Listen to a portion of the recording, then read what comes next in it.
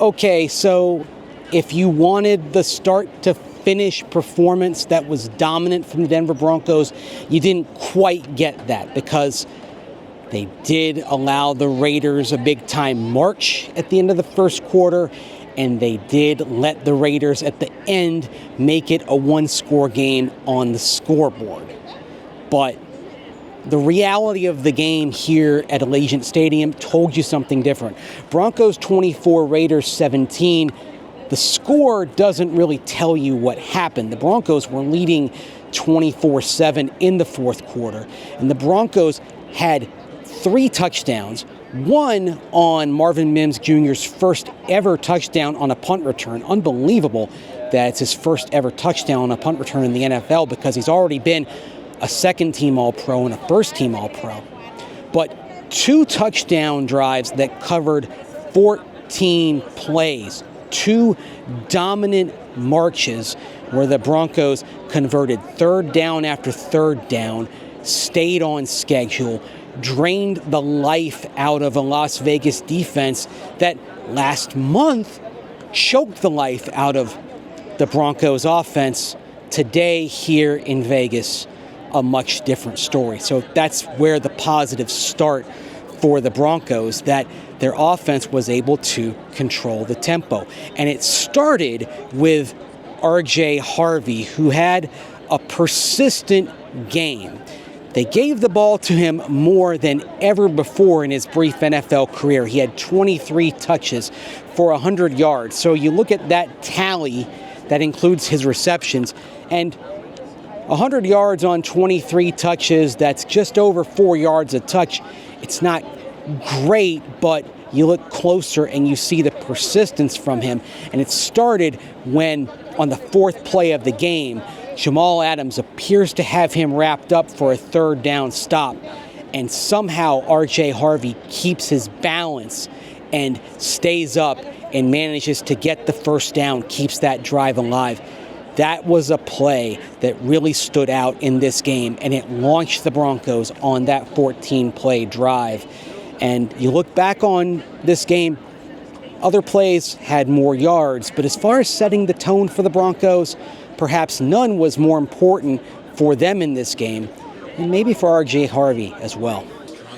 I mean, I'll say it. I mean, I played with Jamal for 3 years, and man, that's one of the hardest hitters I've ever played with. And you know, I mean, RJ plays one way, he plays full speed, and you're not gonna bring him down just by hitting him. You know, you got to get people to the ball, you got to wrap up, and you got to hold on and hope that somebody comes and helps. And you know, that was an example of that. I mean, it's actually crazy because he's short, right?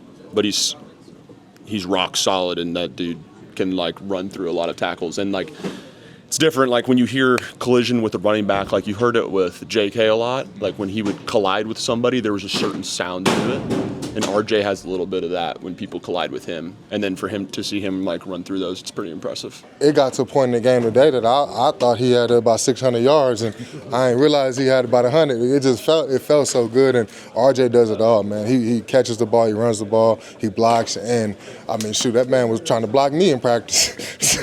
Man, I mean, you know, it's a credit to the type of guy that we brought in, and to be a rookie and to show that, man, it means the most to us. RJ Harvey has some explosiveness to him, and it hasn't always manifested as often as you'd like just yet, even though he has those explosive 50 and 40-yard runs early in the season. But if the Broncos are going to find another gear late in this season, especially with J.K. Dobbins still on the shelf following the Lisfranc injury, you're going to need some explosives from RJ Harvey. Explosives from Marvin Mims Jr., whether they're on offense or special teams. That's another thing that would help this team get to that other gear, get to that other level. And in breaking to the left side, breaking into the open field for that 49-yard touchdown on the punt return, he found it, although it wasn't without a little help. And as ever on special teams, even when you have a great individual effort, it's a collaboration because, hey, you don't get to 11-2 without the entire team pitching in.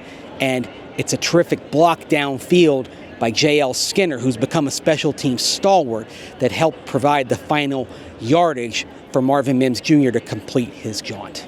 I mean, honestly, I look at J.L. Skinner. I mean, that guy's been a demon for us for special teams for, as long as I've been here. He's been in the mix of big plays, all that stuff. He might not go out and sing because he's on special teams, but he's a huge kind of like a huge product of this team. He's been working his tail off, and he comes to play, every day. If it's hit something, block something, he's going to do his job. So that's one person I've definitely, grown to trust. And whenever he says, "Hey, come my way," that's a guy you listen to. So JL's been absolutely great. RJ Harvey's had some difficulty, and he had a good day today. JL Skinner has had some difficulty in his career. It hasn't quite launched, especially on defense, like I think some people hoped it would coming out of Boise State when he was a pretty spectacular hitter, but he has flourished on special teams. So that's sort of a theme of this game today, is seeing guys who it's been up and down for, but they had their moments. It's even been an up and down season for Marvin Mims Jr. because on offense, he hasn't quite had the opportunities that maybe you'd hope he'd have. But there it was on special teams. He had the difference-making play. It certainly is taking the village for the Broncos to get to 11-2. That's another theme. It's a team effort. It's a team effort that gets you those 14-play drives like you had. And then another drive in the fourth quarter to a field goal that really salted it away, that got the Broncos up 3 scores, that 19-play march. And then on the defensive side, until late in the game, the Broncos D overcoming early wobbles against Geno Smith and the Raiders offense when the Raiders looked pretty good on that first drive marching downfield, and you thought, okay, maybe this is a rehash of last week when Washington marched through the Broncos defense, and you thought, are these concerns from last week, are they going to persist? Didn't turn out that way, although certainly what happened late in the game, maybe that's going to give Vance Joseph some things on which to stew as you get into this week. So there you go. The Broncos are 11-2. That's enough on this game, the one that took place here. Now it's time to turn the page. Now it gets interesting. Now it's time to ramp it up because you've got the finishing kick of the schedule. The next 4 games: Green Bay, Jacksonville, Kansas City, and the Los Angeles Chargers. Starts with Green Bay. They got the win against Chicago on Sunday, leading the NFC North, right there in the mix for the number 1 seed in the NFC. So you have the Broncos currently in the driver's seat for the number 1 seed in the AFC, and the Packers right there breathing down the necks of the Los Angeles Rams for the top seed in the NFC. So yes, you can call next week's game in Denver a possible Super Bowl preview. That's how big it is. And then 7 days later, you'll have the Jacksonville Jaguars, who of course have moved out in front in the AFC South race. They have momentum as well. They look like they are rounding into form. And of course, they have some big wins, including that win earlier this season over the Kansas City Chiefs, a win that looks better and better on their resume. So, here we go. The Broncos, they still don't have many wins over teams with winning records. That's the knock on them. Of course, they have the win over Philadelphia. They have the win over Kansas City, which entered this week still at 500. They have the win over Dallas, which dropped back after losing to Detroit last Thursday. They have the win over Houston.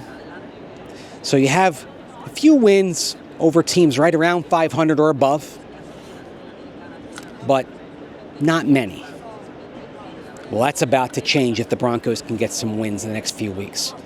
There may still be some doubters, and you have to expect that.